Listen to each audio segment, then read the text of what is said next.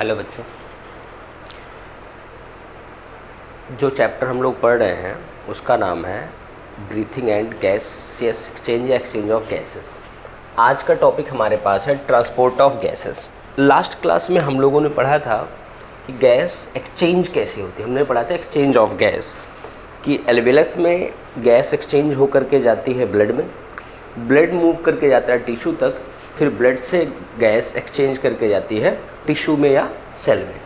तो हमने एक्सचेंज पढ़ा था। अब सवाल है कि जब एल्वेलस से ऑक्सीजन एक्सचेंज होकर ब्लड में जाती है तो वह ऑक्सीजन ब्लड से टिश्यू तक कैसे जाता है।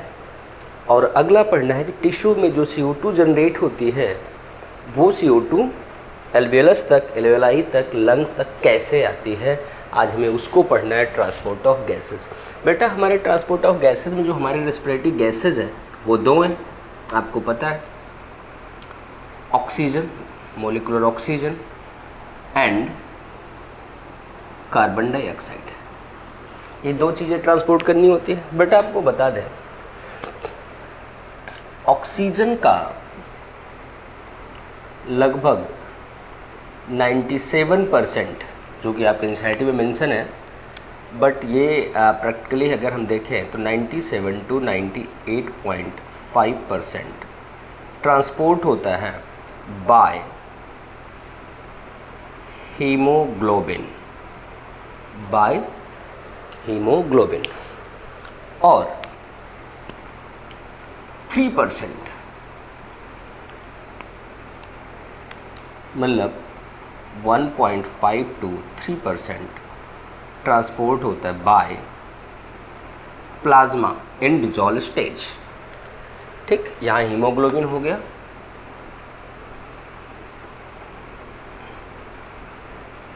हो गया प्लाज्मा। अब बेटा हमारे पास ये तो क्या होगा, एल्वेलाई से, फेफड़े से टिश्यू तक जाने का रास्ता है। अब बेटा जो हमारा टिश्यू में CO2 बनेगी वो कैसे ट्रांसपोर्ट होगी, वो बेटा ऐसे ट्रांसपोर्ट होती है।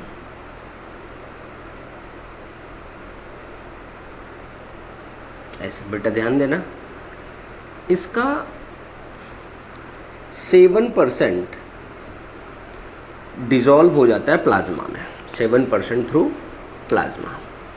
जैसे ये 1.5 से 3% आ रहा है थ्रू प्लाज्मा इन डिजॉल्व स्टेज। और बेटा इसका आपके बुक में लिखा मिलता है 20 से 25%, जिसे मैं ब्रैकेट में लिख रहा हूँ ऑन एवरेज 23% विद हीमोग्लोबिन ऐसे लिखते हैं, हीमोग्लोबिन यहाँ पूरा मैंने लिखा था, यहाँ हीमोग्लोबिन। बेटा ध्यान देना, अब ऑक्सीजन जब हीमोग्लोबिन से जुड़ता है तो किस फॉर्म में बदल जाता है, ऑक्सी हीमोग्लोबिन। अब जब कार्बन डाइऑक्साइड इससे जुड़ेगा तो क्या हो जाएगा, ये हो जाएगा carb amino haemoglobin, carb amino haemoglobin. इसके अलावा बेटा जो बाकी है हमारे पास अभी 70% ये ट्रांसपोर्ट होता है in the form of bicarbonate, form of bicarbonate.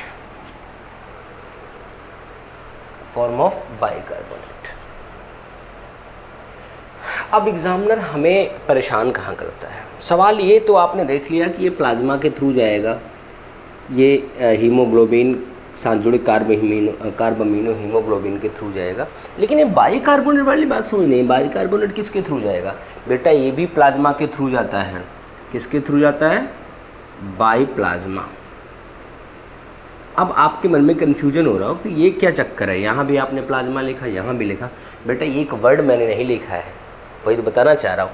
ये 7% जाता है इन डिजॉल्व स्टेज, ये घुल के जाता है, और ये क्या है, एक प्रोसेस के तहत रिएक्शन होकर बाइकार्बोनेट में चेंज होकर जाता है, जो कि अभी हम टॉपिक में पढ़ेंगे कि transportation of O2, transportation of CO2, उसमें हम लोग पढ़ेंगे। ठीक बेटा चलो, अब एग्जामिनर यहाँ सवाल क्या बनाता है, एक सवाल तो यही बन जाता है कि maximum large amount of CO2 transported via plasma, RBC, haemoglobin. क्या बताओगे? प्लाज्मा देखो 70 + 7 77, सबसे मैक्सिमम पार्ट यही है।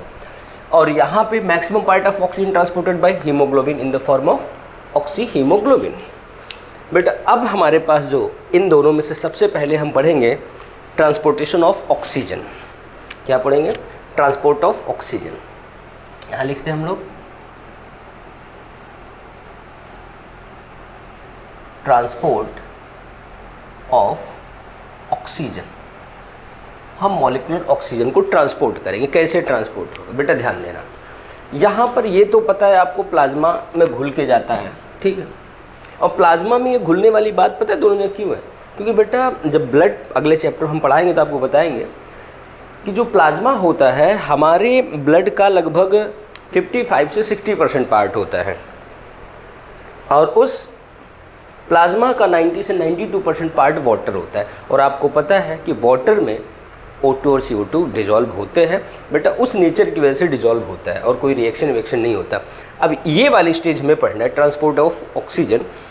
इसमें मैंने आपको पहले ही मेंशन कर दिया है कि 97 से 98.5% जाता with the help of haemoglobin. बेटा ध्यान देना, यहाँ जो समझने वाली बात है कि हीमोग्लोबिन क्या है? बेटा ध्यान देना, हीमोग्लोबिन एक्चुअल में एक पिगमेंट है, एक कंजुगेटेड प्रोटीन है, टर्शियरी प्रोटीन है। ये सारी चीज़ें मिलेगी आपको आगे। बस इतना आप यहाँ जानो, हीमोग्लोबिन इज ब्लड पिगमेंट या रेस्पिरेटरी पिगमेंट। ये ब्लड पिगमेंट है या रेस्पिरेटरी पिगमेंट है। बेटा इसी हीमोग्लोबिन की, ये हीमोग्लोबिन प्रेजेंट कहाँ होता है? इन RBC। और ये क्या करता है? प्रोवाइड्स रेड कलर इन RBC। इसी की वजह से RBC का रेड कलर होता है। ये चलो जनरल इन्फॉर्मेशन हो गया। अगर हीमोग्लोबिन को और थोड़ा डिटेल चले, जो आना चाहिए था ब्लड में, बट यहीं बता दूँ, हीमोग्लोबिन में दो चीज़ होती है। एक होता है हीम, सेंट्रल रिंग जो बनाता है, और होता है ग्लोबिन प्रोटीन। ये ग्लोबिन प्रोटीन है बेटा, नॉन प्रोटीन पार्ट है। इसमें पाया जाता है iron in the form of ferrous. ये सवाल खूब पूछा जाता है कि आयरन हीमोग्लोबिन में किस फॉर्म में पाया जाता है? फेरस फॉर्म में पाया जाता है। बेटा जो ग्लोबिन प्रोटीन है एक्चुअल में इसकी 4 चेन होती है, 2 अल्फ़ा होती है, 2 बीटा होती है। ये अल्फ़ा चेन, ये बीटा चेन हो गया, alpha chain and beta chain. चलो अब इनकी संख्या भी अमीनो एसिड की देखें तो चलो आगे है 141, 146, वो छोड़ देते हैं, वो ब्लड में पढ़ेंगे। बट यहाँ जो हमें जानने की चीज़ है वो हम यहाँ ये देखने चल रहे हैं कि हीमोग्लोबिन ऑक्सीजन को कैसे ट्रांसपोर्ट करती है। बेटा ध्यान देना, हीमोग्लोबिन जब ऑक्सीजन, मॉलिक्यूलर ऑक्सीजन फेफड़े में आता है, एल्वेलस में आता है, तो इसके साथ जुड़ता है। जुड़ने के बाद आपको लगता है कि ऑक्सी हीमोग्लोबिन बन गया है, यहाँ पे ऑक्सी हीमोग्लोबिन बन गया। बेटा ऐसे नहीं बनता। अगर आप इतना जानो कि वैलेंसी वगैरह के हिसाब से ये 4 मॉलिक्यूलर ऑक्सीजन एक हीमोग्लोबिन से जुड़ता है। बट बेटा अभी भी रिएक्शन सही नहीं है, क्योंकि ये रिएक्शन जो होता है ये रिवर्सिबल होता है, इसलिए हमें ये इधर एक एरो और लगाना पड़ेगा। इसका मतलब ये रिवर्सिबल रिएक्शन है, हमें रिएक्शन से लेना देना नहीं है, वो केमिस्ट्री का पार्ट है। हमें सिर्फ इतना लेना देना है कि this oxy haemoglobin is unstable compound which release oxygen in tissue, जो कि टिश्यू में जाकर के ऑक्सीजन को रिलीज करता है। बट यहाँ से सवाल जो बनता है, पहला सवाल बनता है कि एक मॉलिक्यूल ऑफ हीमोग्लोबिन ऑक्सीजन के कितने मॉलिक्यूल कैरी करेगा। देखो बेटा यहाँ 4 लगा हुआ है, क्या लगा हुआ है? 4 लगा हुआ। कितने एटम कैरी करेगा? एक मॉलिक्यूल में 2 एटम, तो 4 मॉलिक्यूल में 8 एटम। इसका मतलब आप लिख सकते हो यहाँ पर 1 molecule of haemoglobin transport 4 molecules of oxygen. एक पॉइंट तो ये लिख सकते हो। एक चीज़ और मैं आपको बताना चाह रहा हूँ,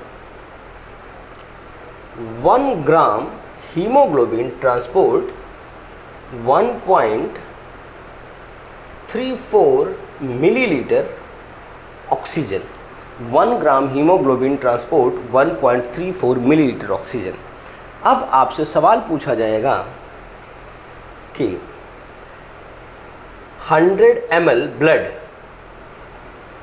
कितना ऑक्सीजन ट्रांसपोर्ट करेगा, यही तो सवाल है, कितना ऑक्सीजन ट्रांसपोर्ट करेगा।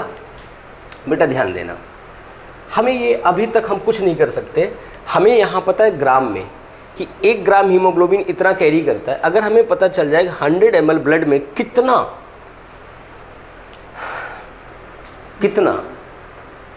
हीमोग्लोबिन होता है तो हमारा काम चल जाएगा। तो मैं आपको बता दूं बेटा कि 100 ml blood contains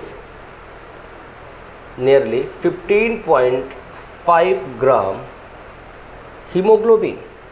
अब इसको आप यहाँ सॉल्व कर सकते हो, ये आंसर निकलेगा 15.5 इंटू 1.34। इसको आप कैलकुलेट करना, लगभग 20 मिलीलीटर के आसपास आएगा, या थोड़ा सा ज़्यादा या थोड़ा सा कम। ठीक, 20 मिलीलीटर ऑक्सीजन बनेगा 100 ml ब्लड जो कैरी कर सकता है। बात को समझना, यहाँ एग्जामिनर सवाल देगा, एक मज़ेदार सवाल जो एनसीईआरटी की लाइन है, यहाँ लिख रहा हूँ कि 100 ml ब्लड प्रोवाइड्स या डिलीवर रिलीज करता है 5 ml ऑक्सीजन इन टिश्यू। लो भैया, एग्जामिनर का सवाल तैयार हो गया, बच्चों के दिमाग में कन्फ्यूजन भी हो गया। कन्फ्यूजन और सवाल दोनों को एक साथ देखते हैं, बेटा ध्यान देना। कन्फ्यूजन ये हो गया कि अभी मैंने बोला कि 100 ml blood can transport 20 ml oxygen, और अब मैं बोल रहा हूँ कि 100 ml ब्लड डिलीवर और provide 5 ml oxygen in tissue. अब बच्चा सोचता है कि आप ये बोल क्या रहे हो, जब वो 20 ml ले जा सकता है 20 ml दे देना। नहीं बेटा नहीं, अब सारी बातें मैं आपको क्लियर करता हूँ थोड़ा सा। बेटा ये जो O2 और CO2 ट्रांसपोर्ट होते हैं ना, एक्चुअल में जब आपने डिफ्यूजन पढ़ा था आपने क्या देखा था, diffusion is basically based on partial pressure of O2 and CO2, partial pressure of O2 and CO2। और आपने देखा था पार्शियल प्रेशर किसके द्वारा क्रिएट होता है, कंसंट्रेशन अमाउंट।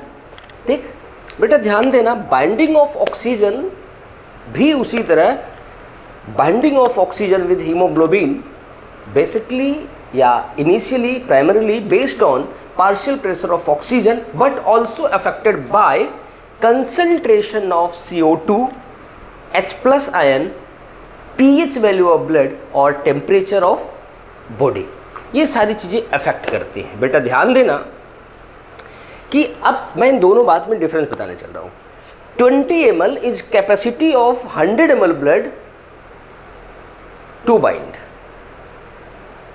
ऑक्सीजन कितना बाइंड कर सकता है 100 ml, वो है 100 ml ब्लड, वो है 20 ml ऑक्सीजन। अब कितना रिलीज करेगा, कितना देगा, वो है 5 ml। इसका मतलब 100 ml ब्लड, सुनना, 100 ml ब्लड यहाँ से 20 ml लेके जाएगा, 5 दिया, अब खाली हो गया, या बचा कितना, 15। बात को समझना, कितना बचा, 15 बचा। अब यहाँ से CO2 भी तो लेगा, अब हम CO2 इग्नोर करें क्योंकि गलत टॉपिक है। अब ये 15 वाला ब्लड वापस आ जाएगा घूम फिर के।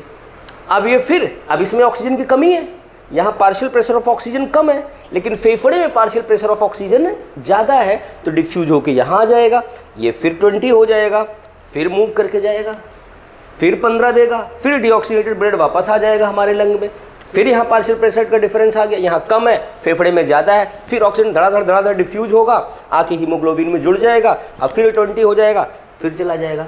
मतलब अगर हम एक ट्रक की बात करें, 100 ml blood like a vehicle जो कि 20 पैकेट 20 ml ऑक्सीजन कैरी कर सकता है, लेकिन जाके टिश्यू में उतारता कितना है, सिर्फ 5 पैकेट है या 5 ml।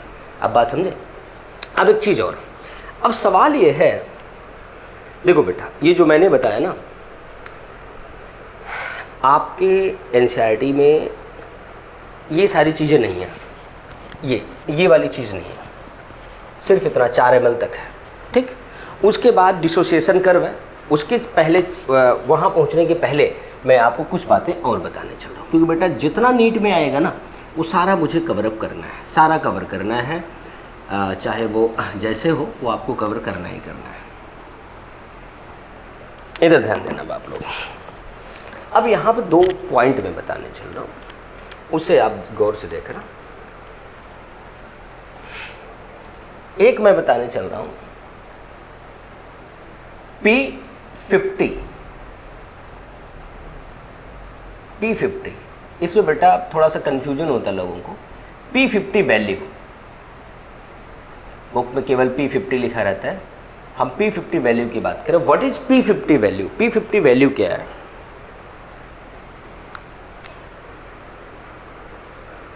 अगर ना भी बताऊं ना तो आपका काम चल जाएगा, बट कभी इससे कभी बेटा ये एक्चुअली लॉजिक है, कई सवाल निकलते हैं।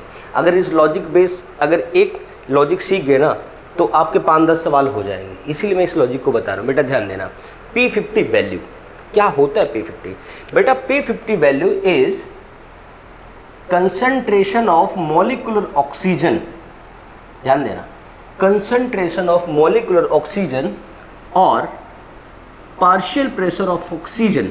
बात को समझना, P50 is concentration of oxygen और partial pressure of oxygen, concentration of oxygen और partial pressure of oxygen eight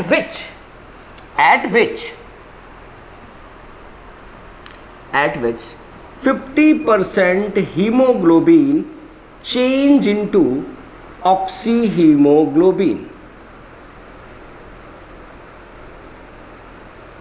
या आप ऐसे बोल सकते हो कंसंट्रेशन ऑफ ऑक्सीजन और partial pressure of oxygen eight which 50% haemoglobin change into oxyhaemoglobin और बाइंड विद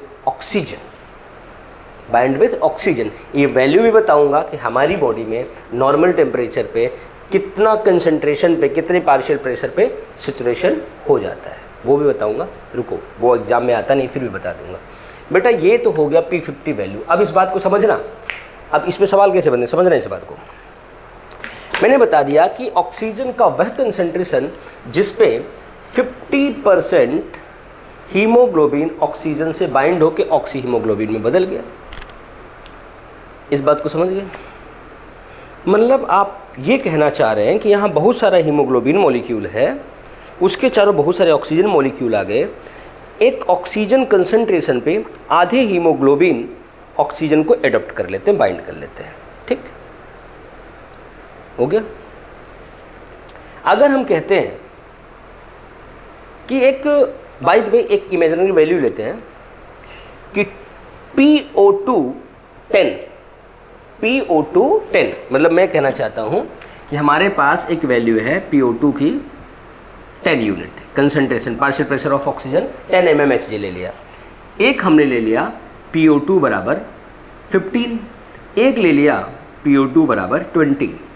बेटा ध्यान देना, इस पे हमारे एग्जामिनर ने मेंशन किया कि 50% हीमोग्लोबिन, बेटा समझना इस बात को, चेंज इनटू ऑक्सीहीमोग्लोबिन, और दूसरा सैंपल है उसमें इस प्रेशर पे जाके 50% हीमोग्लोबिन चेंज इनटू ऑक्सीहीमोग्लोबिन। यहाँ पे क्या हुआ, 50% haemoglobin change into oxyhaemoglobin. Examiner पूछ रहा है किस कंडीशन में हीमोग्लोबिन और ऑक्सीजन की बाइंडिंग कैपेसिटी ज़्यादा है। सोचना, बिल्कुल सस्ता सा सवाल है, सामने सब कुछ लिखा हुआ है।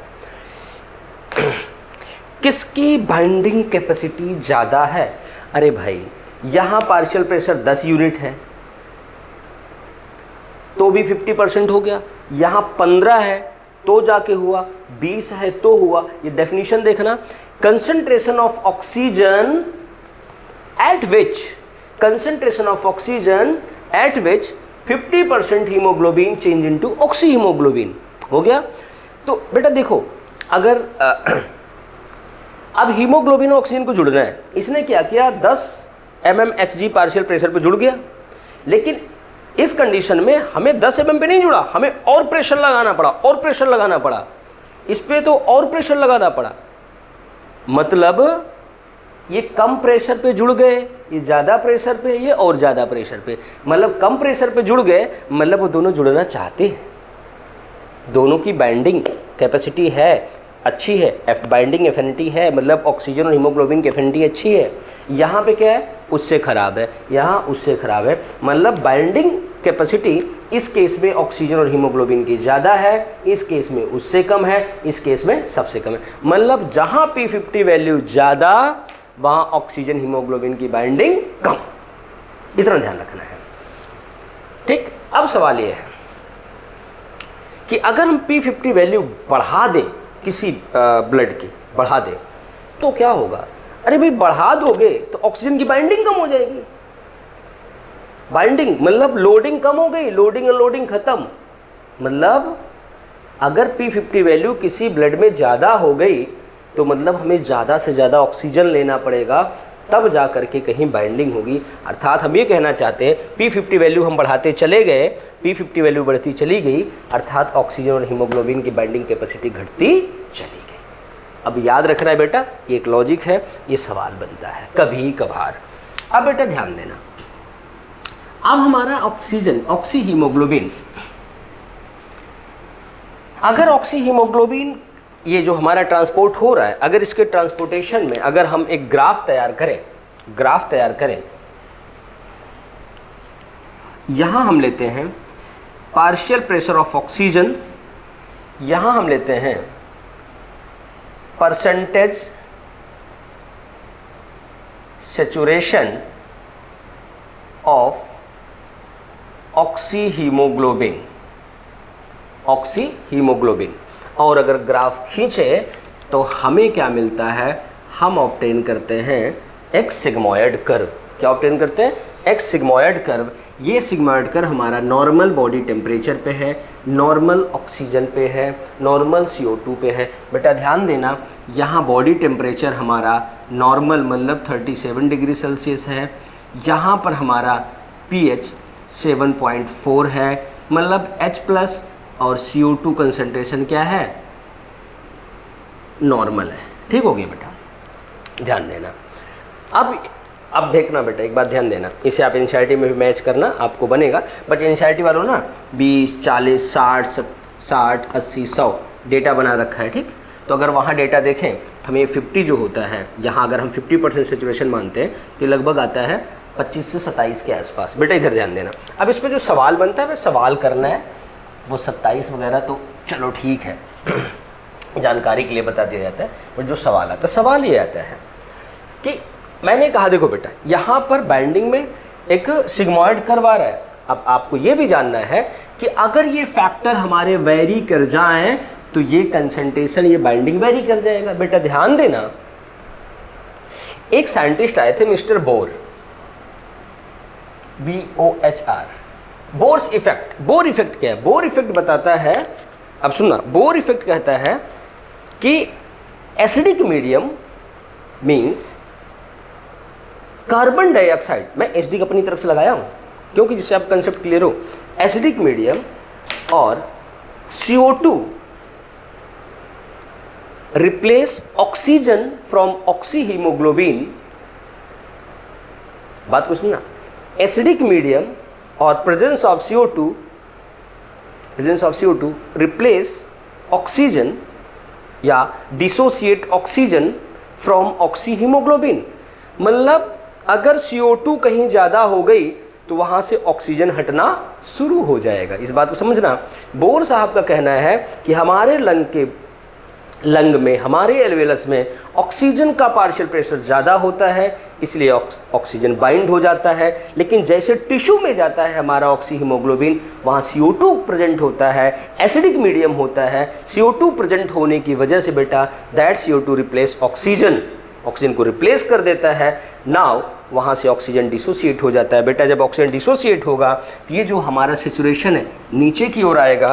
बेटा अगर ध्यान देना, अगर यही कर्व हम बनाएं दोबारा किस पे, दूसरे टेम्परेचर पर, चलो हम यही बना देते हैं कि अगर हम दूसरे कंडीशन में बनाएं तो ये नीचे की ओर आ जाएगा और ये कंडीशन हमारी होगी हाई टेम्परेचर, मतलब हमें बुखार आ गया। और बेटा जब CO2 बढ़ा तो एसिडिक मीडियम बना, एसिडिक मीडियम बना तो pH क्या होगा, गिर जाएगा। और बेटा जब pH गिरेगा तो, और आपकी केमिस्ट्री क्या कहती है, pH गिर रहा है, एसिडिक मीडियम हो रहा है, मतलब H+ बढ़ रहा है, H+ बढ़ रहा है, मतलब अभी हमने बोला था CO2 बढ़ेगा। बेटा जब CO2 बढ़ेगा तो H2CO3 एसिड बनेगा, H2CO3 एसिड बनने से H+ बढ़ जाएगा, H+ बढ़ने से pH गिर जाएगा। ये एक ही कंडीशन हो गई। और दूसरा, अगर मैं फीवर या बॉडी टेम्परेचर है, बेटा ध्यान देना, ऑक्सीजन की डिमांड बढ़ जाती है, फटाफट ऑक्सीजन डिसोसिएट होता है और उसको पूरा करने के लिए हमारी ब्रीथिंग रेट बढ़ जाती है। बेटा it is transportation of oxygen, it is transportation of oxygen. अब हम अगली क्लास में पढ़ेंगे क्या कहते हैं, ट्रांसपोर्टेशन ऑफ CO2। ठीक है बेटा, ओके, थैंक यू।